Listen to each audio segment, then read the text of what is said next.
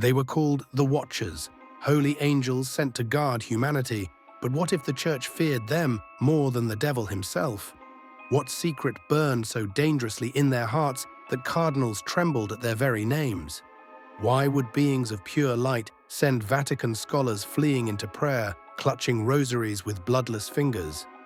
Deep in the archives where dust settles like ash on forbidden manuscripts, where Latin whispers echo through corridors that never see sunlight, lies a truth so explosive it could shatter the foundations of faith itself. Tonight, the seals crack open on history's most terrifying cover-up. The story of angels who dared to love, who chose humanity over heaven, and whose betrayal made God himself reach for the weapons of genocide. But to understand why cardinals burned these pages with trembling hands, the truth about what the Watchers really were must first be revealed, and why their very names could topple kingdoms. Welcome to ancient Underworld, where gods fall, monsters rise, and devils whisper through the shadows of forgotten myths. If you enjoy exploring the dark side of mythology, like this video, subscribe and turn on notifications so you never miss another forgotten tale.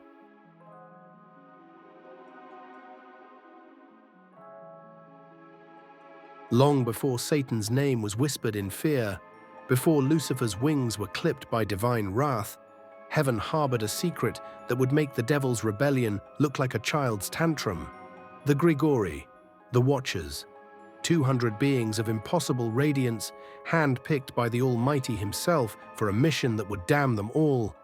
While their celestial brothers sang eternal hymns in crystalline halls, the Watchers received a different calling. They were to descend, to walk among the mud and flesh of newborn earth, to guide humanity's stumbling steps from beast to something approaching divine. The Book of Enoch, that forbidden scripture locked away in Vatican vaults, speaks their names with reverence and terror. Samyaza, the leader whose voice could split mountains. Azazel, keeper of heaven's deadliest secrets. Armoros, master of celestial mysteries. Barakiel, who reads tomorrow into night's stars. They were not rebels. Not yet.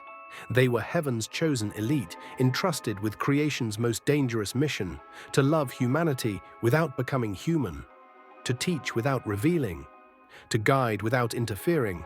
Yet here lies the seed that would grow into the church's most paralyzing nightmare. These angels possessed something that made them infinitely more dangerous than Satan's simple pride. They had hearts capable of breaking. The ancient texts whisper of their nobility, their genuine ache for humanity's suffering. They watched humans shiver in caves while heaven blazed with warmth. They saw children die from ignorance while angelic wisdom could heal with a touch. They witnessed endless night while they carried the very fire of stars. But what happens when beings of pure light feel their hearts crack under the weight of mortal sorrow? Day by day, watching became torture. Love curdled into something heaven had never seen before, rebellion born not of hate, but of a breaking heart. What the Watchers felt wasn't the clean hate that drove Lucifer's fall. It was compassion. It was a love so pure, so desperate to ease human suffering that it would lead them to commit the one unforgivable sin in heaven's code. They would choose earth over eternity, humanity over God himself. But what they did next on Mount Hermon would make their compassion look like child's play.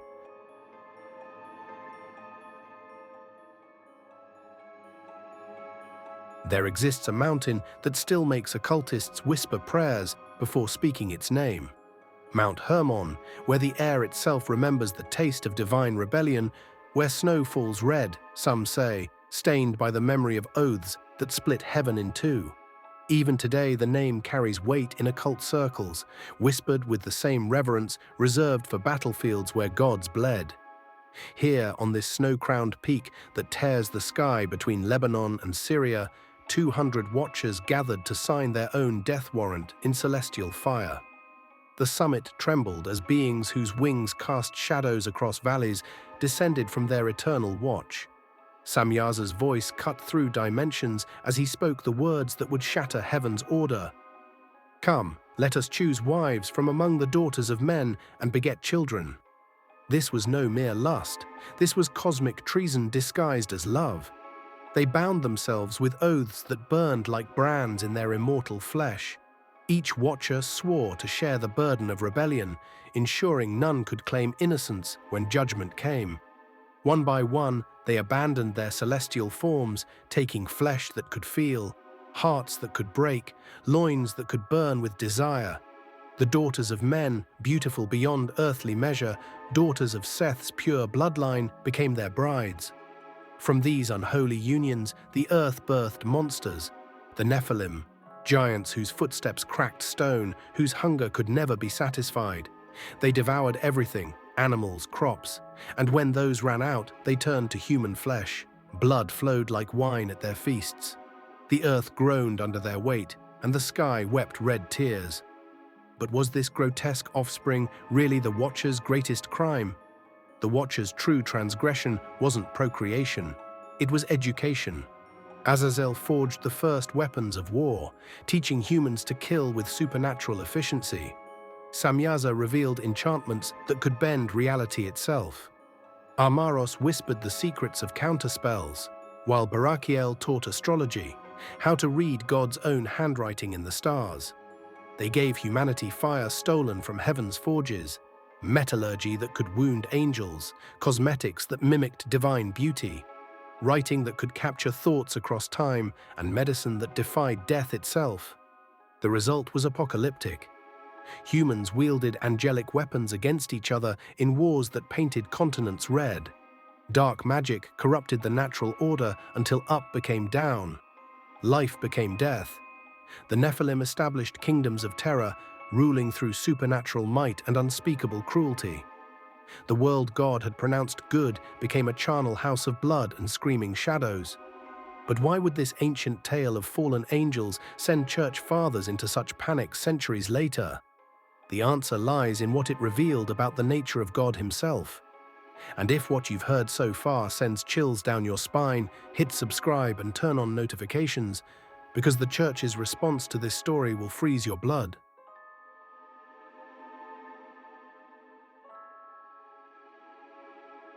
The year was 367 AD.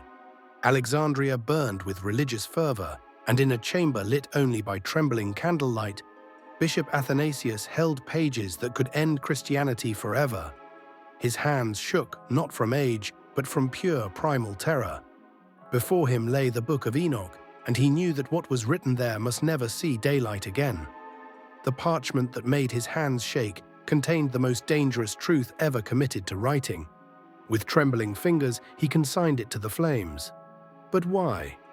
Why would church fathers who faced down emperors and martyrdom cower before a single manuscript? The answer lurked in every bishop's darkest nightmare, a terror that made their blood run cold. Satan was manageable, a clear villain whose pride made him the perfect enemy.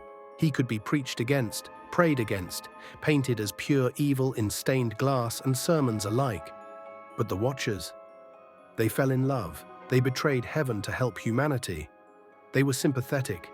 This created a nightmare that kept bishops awake in cold sweats. If angels could rebel out of compassion, if sharing knowledge was evil, if helping humanity was sin, then what kind of God were they serving? The Book of Enoch revealed truths that could shatter the Church's carefully constructed authority. It showed that humanity's greatest advancements, writing, medicine, astronomy, and metallurgy, came not from divine blessing but from angelic rebellion. Furthermore, it suggested that the Great Flood wasn't just punishment for human wickedness, but genocide designed to erase the evidence of heaven's greatest failure. Most terrifyingly, it implied that knowledge itself was humanity's birthright, stolen and hoarded by divine authority. The Church Fathers saw the writing on the wall, written in angelic fire that could burn their empire to ash. If believers began seeing the Watchers as tragic heroes rather than demons, if they started questioning why learning was labeled sin, why knowledge was kept locked in ecclesiastical vaults, the entire pyramid of religious power would crumble overnight. The Watchers represented something far more subversive than Satan's simple evil. They embodied the possibility that love, wisdom, and compassion might sometimes require defying God himself. So the Church did what authoritarian powers always do with inconvenient truths. They buried them. Council after council branded Enoch as heretical. Scribes were forbidden to copy it. Possession became grounds for excommunication. The very names of the Watchers were scrubbed from official doctrine. Nevertheless, some truths have claws that dig too deep to be extracted completely. In hidden monasteries, behind locked doors, in whispered conversations between scholars who valued truth over safety, the Watchers' story survived. Because deep in the human heart burns the same rebellious fire that drove angels to choose love over loyalty, knowledge over ignorance, humanity over heaven itself. And in one place on earth, the Watchers never truly died.